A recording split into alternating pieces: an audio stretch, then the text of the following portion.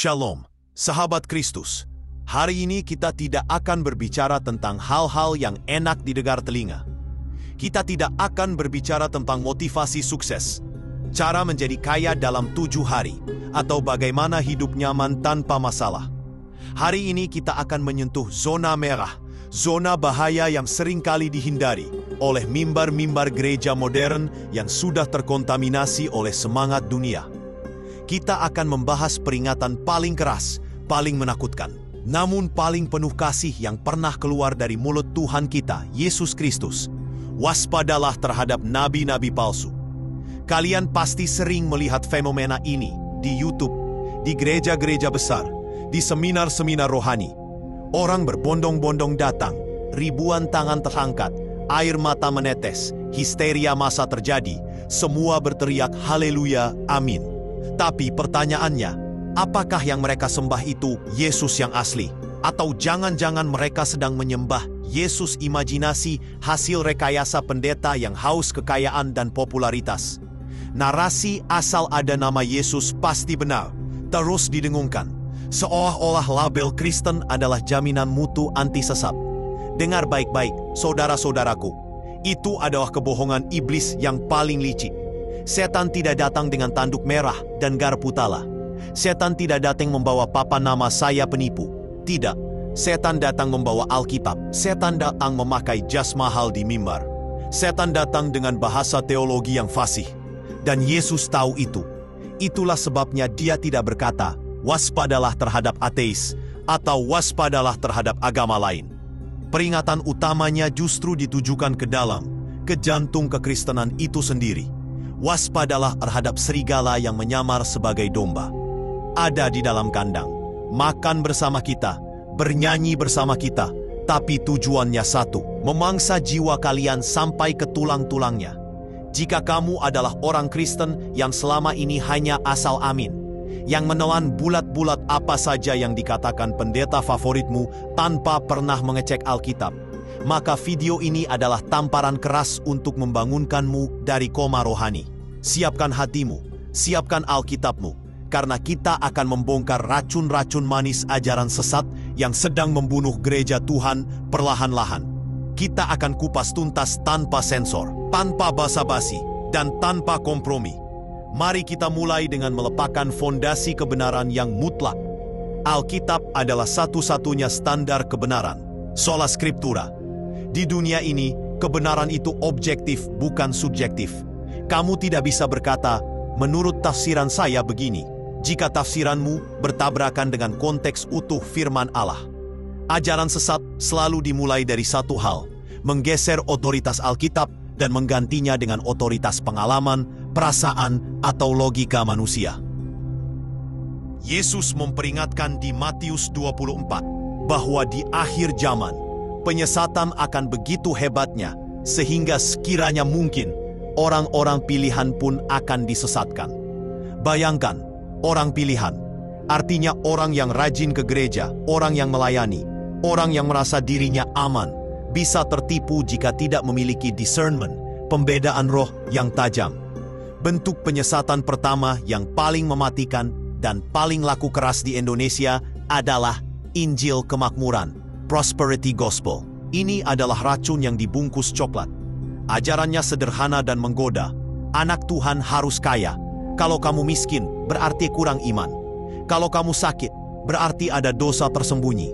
Perpuluhanmu, tabur benihmu, maka Tuhan wajib melipat gandakan uangmu. Saudara, dengar ini baik-baik. Ini bukan Injil. Ini adalah praktik dukun berkedok Kristen. Ini adalah menyuap Tuhan.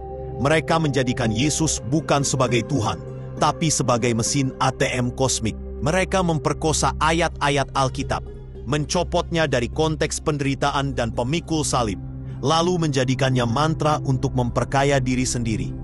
Lihatlah para rasul, Petrus, Paulus, Yakobus, Yohanes. Apakah mereka hidup mewah? Apakah mereka naik kereta kuda emas? Tidak. Mereka hidup menderita, mereka dianiaya, mereka miskin secara materi, bahkan mereka mati dipenggal dan disalib terbalik demi Injil. Apakah kalian berani berkata kepada Paulus, "Hei, Paulus, aku ingin hidup seperti kamu. Kamu kurang iman karena kamu dipenjara. Apakah kalian berani berkata kepada Yesus, "Tuhan, kamu gagal karena kamu tidak punya tempat untuk meletakkan kepalamu"? Injil kemakmuran adalah penghinaan terhadap darah Kristus. Yesus mati di kayu salib bukan supaya kamu bisa beli mobil mewah atau rumah istana. Yesus mati supaya kamu diselamatkan dari murka Allah atas dosamu. Fokus Injil adalah kekekalan, bukan kefanaan. Ketika ajaran sesat ini masuk, jemaat menjadi materialistis. Ukuran kerohanian diukur dari saldo rekening. Kalau bisnis lancar, dibilang diberkati. Kalau bangkrut, dibilang dikutuk. Ini adalah teologi sampah yang harus dibuang jauh-jauh dari mimbar gereja. Tuhan memang bisa memberkati secara materi. Itu hak prerogatif Dia. Tapi kekayaan materi bukan tanda kebenaran iman. Setan pun bisa bikin orang kaya. Bandar narkoba pun kaya. Jadi jangan jadikan kekayaan sebagai tolok ukur penyertaan Tuhan. Bentuk penyesatan kedua yang tak kalah bahayanya adalah legalisme atau Injil perbuatan. Ini kebalikan dari yang pertama, tapi sama-sama mematikan. Ajarannya berbunyi, kamu diselamatkan karena iman, tapi kamu harus menjaganya dengan perbuatan baik. Kalau kamu tidak melakukan A, B, C, keselamatanmu hilang. Saudara, ini adalah ajaran yang menampar wajah Paulus di surat Galatia. Hai orang-orang Galapua yang bodoh, siapakah yang telah mempesona kamu? Keselamatan itu sola gratia, hanya karena anugerah, dan sola fide, hanya melalui iman. Titik, tidak ada koma. Ketika kamu menambahkan syarat di belakang iman, kamu sedang berkata bahwa pengorbanan Yesus di kayu salib itu tidak cukup. Kamu sedang berkata, darah Yesus cuma DP, down payment. Sisanya harus aku lunasi dengan kebaikanku. Sombong sekali kamu. Siapa kamu yang merasa perbuatan baikmu yang seperti kain kotor itu bisa menyempurnakan karya penebusan Allah yang sempurna? Legalisme menciptakan orang Kristen yang sombong rohani, yang merasa lebih suci dari orang lain karena tidak merokok, tidak minum, rajin puasa, dan pakaiannya tertutup. Tapi hatinya penuh penghakiman. Yesus paling keras menegur siapa? Orang berdosa, pelacur, pemungut cukai? Bukan. Yesus paling keras menegur orang Farisi, kaum legalis yang merasa diri benar karena melakukan ritual agama. Ajaran sesat ini membuat orang Kristen hidup dalam ketakutan, bukan dalam kemerdekaan. Takut kalau lupa doa sedikit, langsung masuk neraka. Takut kalau salah langkah sedikit, langsung ditinggalkan Roh Kudus. Itu bukan Injil kabar baik, itu kabar buruk. Injil yang sejati memerdekakan kita untuk berbuat baik bukan supaya selamat, tapi karena sudah diselamatkan. Motifnya adalah ucapan syukur, bukan ketakutan akan hukuman.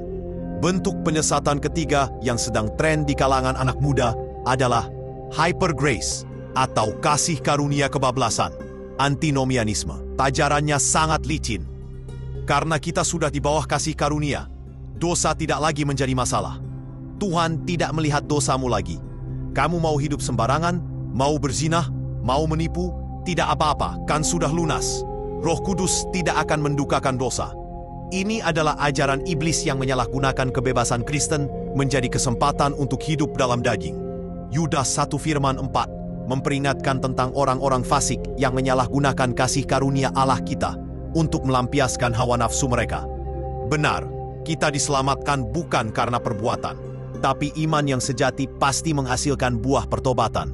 Jika kamu mengaku Kristen, mengaku sudah lahir baru, tapi masih nyaman hidup dalam lumpur dosa, masih hobi nonton pornografi, masih hobi menipu, dan kamu merasa tenang-tenang saja karena ajaran hyper grace ini, maka kamu harus mempertanyakan keselamatanmu.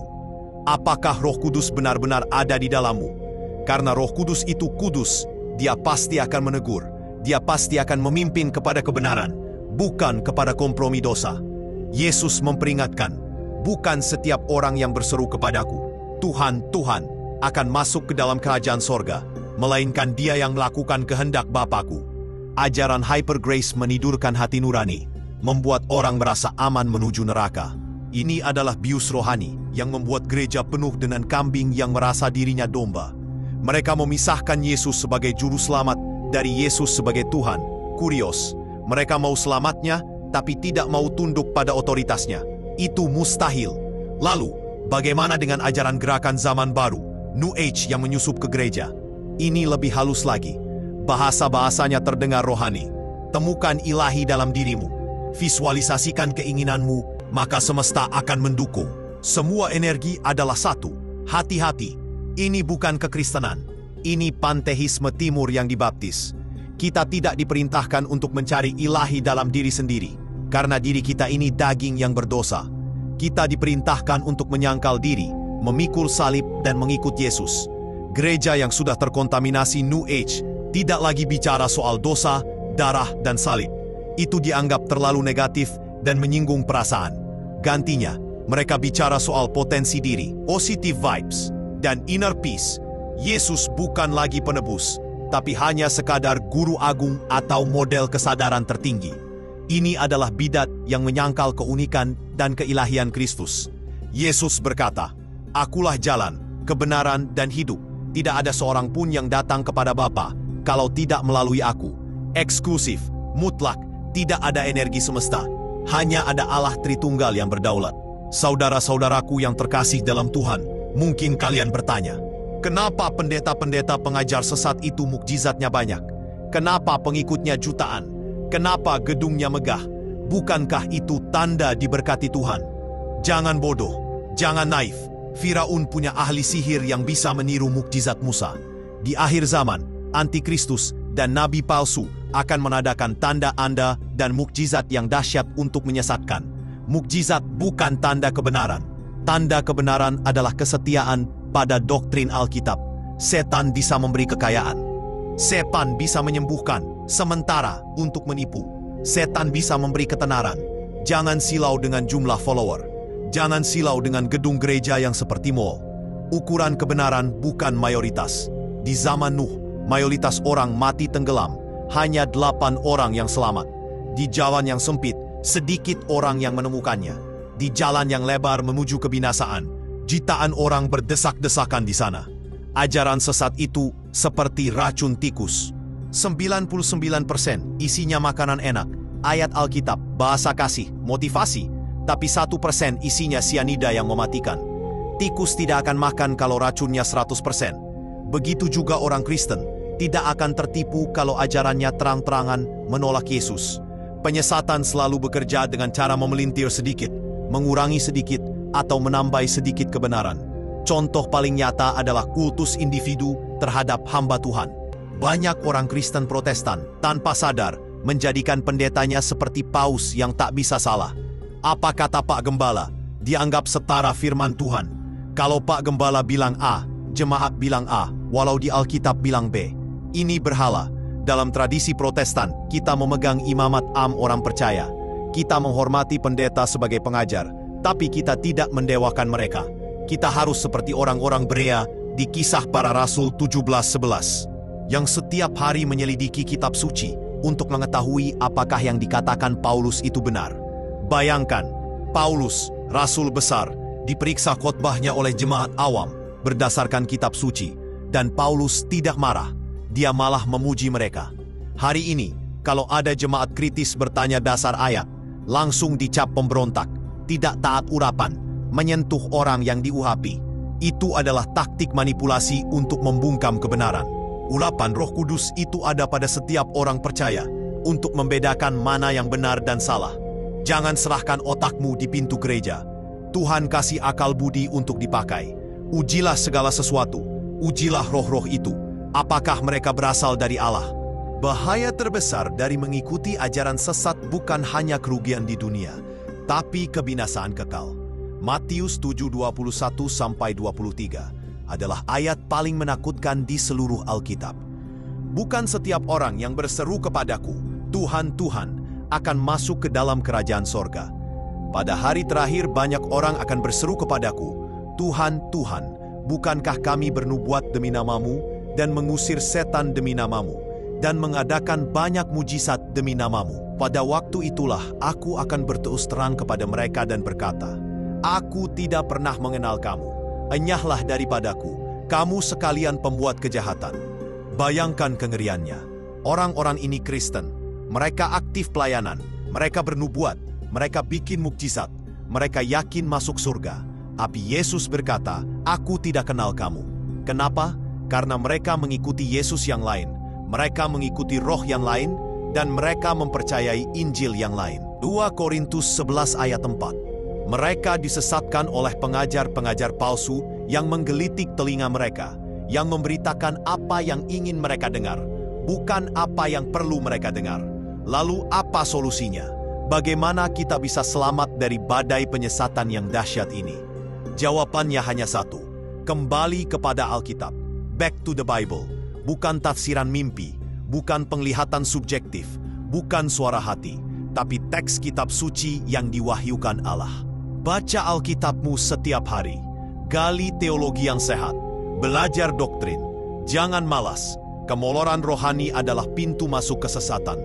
Kita harus berani menjadi tidak populer. Kita harus berani disebut konservatif, kaku, atau fanatik demi mempertahankan kemurnian Injil. Luther berani melawan arus zamannya demi sola scriptura.